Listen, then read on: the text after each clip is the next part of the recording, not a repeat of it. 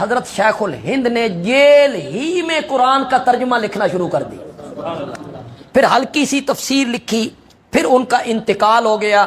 اس تفسیر کو مکمل کیا ان کے ایک لائق شاگرد نے، شیخ الاسلام مولانا شبیر احمد عثمانی رحمت اللہ علیہ۔ بازار میں یہ تفسیر آپ کو مل جائے گی، تفسیر عثمانی کے نام سے۔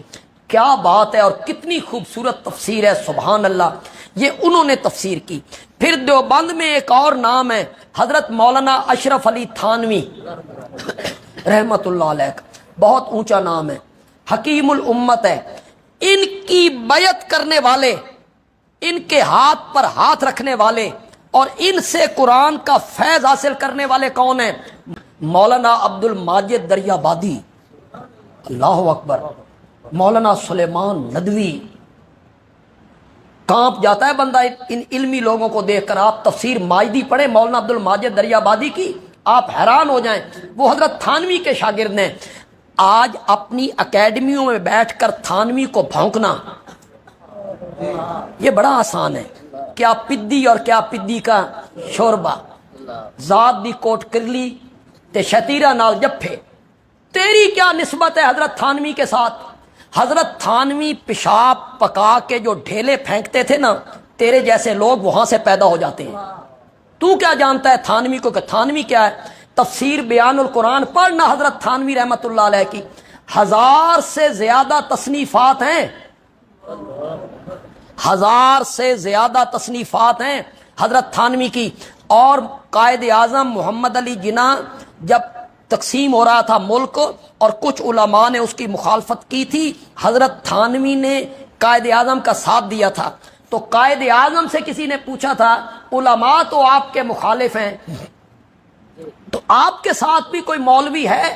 تو قائد اعظم نے کہا تھا، میرے ساتھ ایک ایسا مولوی ہے کہ ہندوستان کے تمام علماء کو ترازو کے ایک پلڑے میں رکھو اور دوسرے پلڑے میں اس مولوی کو رکھو تو وہ پلڑا بھاری ہو جائے گا، اور وہ مولانا اشرف علی تھانوی ہیں۔ آج جناب ایک خواب کو سامنے رکھ کر کہ انہوں نے اشرف علی رسول اللہ پڑھوایا ہے تو وہ مرتد ہیں جی، وہ اگر مرزا قادیانی کافر ہے تو وہ بھی کافر۔ اور اللہ کے بندے، انہوں نے کلمہ پڑھایا ہے، ایک مرید کو خواب آیا ہے، ان کے ایک مرید کو خواب آیا ہے کہ خواب میں جب میں کلمہ پڑھتا ہوں تو میں کہتا ہوں لا الہ الا اللہ اشرف علی رسول اللہ۔ اس نے حضرت تھانوی کے سامنے خواب کو ذکر کیا تو حضرت تھانوی صاحب نے اس کی تعبیر دی کہ اس کا مطلب یہ ہے کہ تیرا پیر متبع سنت ہے، یہ تعبیر ہے اس کی۔ تو خواب پر آپ حکم لگاتے ہیں کسی پر، خواب میں اس پر حکم لگا دیا آپ نے کہ خواب، اور خواب بھی ایک مرید نے دیکھا ہے۔ تھانوی صاحب نے یہ کلمہ نہیں پڑھایا، کیوں جھوٹ بولتے ہو اور علماء پر تبرہ کرتے رہتے ہو؟ اگر خواب میں ایک بندہ اپنی بیوی کو طلاق دے دے، ہو گئی؟ اگر خواب میں ایک بندہ رات کو کسی لڑکی سے نکاح کر لے تو صبح اس کے باپ کے دروازے پہ جا کے کہے بھئی یہ دھی میرے حوالے کر، میں خواب وچ نکاح کر لیا۔ ظالم آدمی، تجھے شرم نہیں آتی بک بک کرتے ہوئے؟ اگر خواب میں نکاح نہیں ہوتا، خواب میں طلاق نہیں ہوتی، خواب میں سودا نہیں ہوتا، تو خواب میں ایک جملہ کہا گیا اس پہ کفر کا فتویٰ لگ گیا ہے۔ خواب کچھ ہوتا ہے، اس کی تعبیر کچھ ہوتی ہے۔ امام اعظم کو خواب آیا تھا کہ میں نے نبی پاک کی قبر کو کھولا اور آپ کی میت کو، آپ کے جسم کو اٹھایا، اپنے کاندھے پہ لادا، مشرق کی طرف بھاگا، پھر مغرب کی طرف بھاگا، پھر شمال جنوب کی طرف بھاگا، نبی پاک کے وجود کو قبر سے نکال کر، اور تعبیر دینے والوں نے تعبیر دی تھی تو نبی پاک کے دین کو مشرق و مغرب تک پہنچا دے گا۔ ظالم آدمی، خواب کچھ ہوتا ہے، خواب کی تعبیر کچھ ہوتی ہے، تجھے پتہ ہی نہیں ہے کہ خواب کی حقیقت کیا ہے۔ وکیل علماء دیوبند مولانا عطا اللہ پجاری صاحب، خواب میں وقت کا لحاظ ہوتا ہے، موسم کا لحاظ ہوتا ہے۔ یہی شاہ عبد العزیز محدث دہلوی رحمۃ اللہ علیہ بیٹھے ہوئے ہیں، ایک آدمی آیا، اس نے کہا میں نے خواب دیکھا ہے میری چارپائی کے نیچے سے آگ نکل رہی ہے۔ فرمایا جا اس جگہ کو کھود، خزانہ ہے۔ اس نے کھودا خزانہ نکل آیا. کچھ مدت کے بعد ایک بندہ آیا, اس نے کہا میں نے دیکھا ہے میری چارپائی کے نیچے آگ ہے.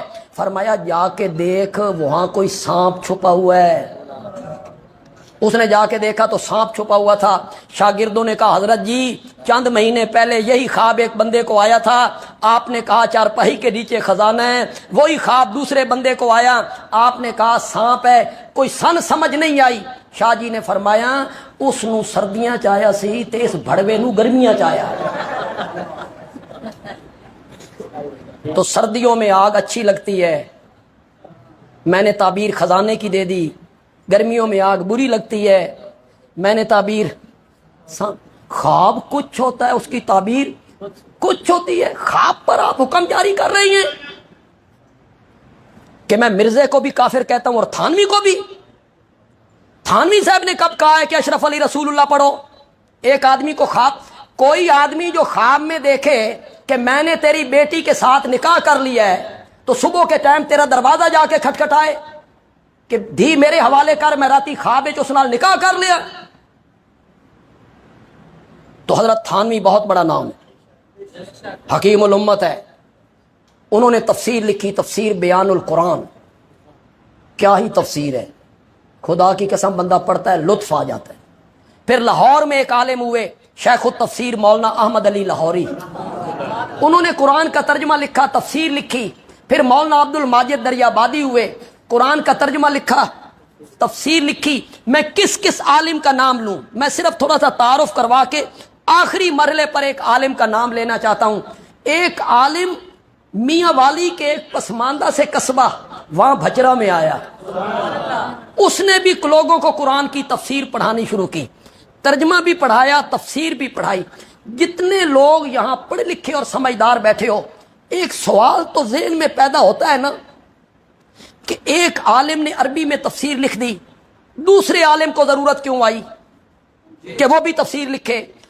حضرت شیخ الہند نے ترجمہ کر دیا, تھانوی صاحب کو ضرورت کیوں پیش آئی؟ تھانوی صاحب نے تفسیر لکھ دی تو پھر حضرت لاہوری کو تفسیر لکھنے کی ضرورت کیوں پیش آئی؟ پھر ان کے شاگرد مولانا عبد الماجد دریابادی نے تفسیر کیوں لکھی؟ ایک سوال پیدا ہوتا ہے. ایک تفسیر لکھی گئی ہے, دوسرا عالم پھر تفسیر لکھتا ہے اسی زبان میں. تو بندے عالمی اس کی وجہ آپ کو سمجھا دیتا ہے. وجہ اس کی یہ ہے کہ قرآن میں مضامین کا ایک سمندر ہے, لہریں مار رہا ہے, ٹھاٹھے مار رہا ہے. اس سمندر میں چھپے ہوئے جواہرات ہیں, موتی ہیں, لولو و مرجان ہیں. جو عالم غوطہ لگاتا ہے نئے سے نئے موتی نکال کے باہر لاتا ہے.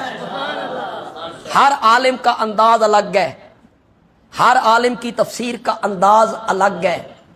ان میں صرف میں مولانا حسین علی کی جو تفسیر کا انداز ہے وہ سارے مفسرین سے الگ ہے.